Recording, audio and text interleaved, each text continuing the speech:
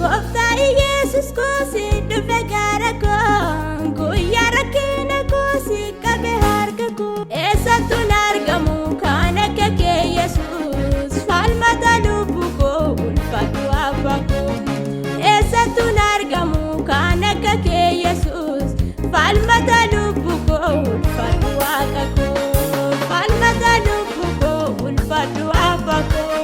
falmata lubbuu koo ulfaatu waaqa koo.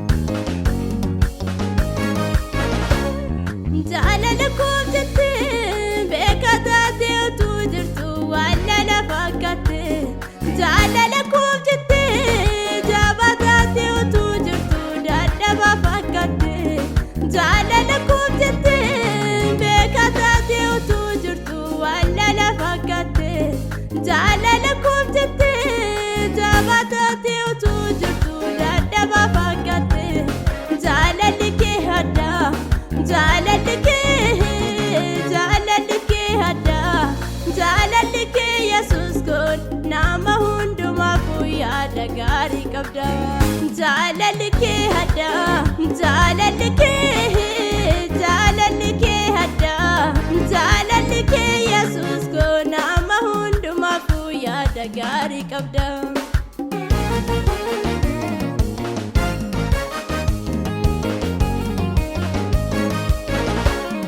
Abdii kukuutadhee kaachuu koo innisu haalli jijjiiramu si dagadi innisu abdii kukuutadhee kaachuu koo innisu haalli jijjiiramu si dagadi innisu jireenyi koosi waaqayyo abbaa koo eessayyuu na deemu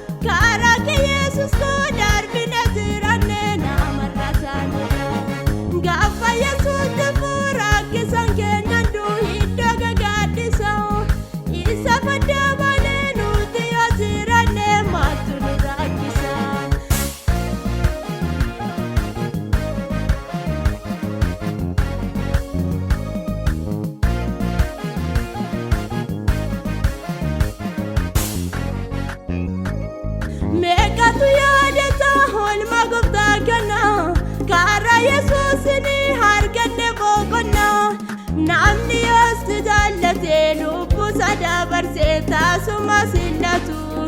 gaafatti waan hundaa guuttatte jiraattu namoonni hundinuu gara keetti qatu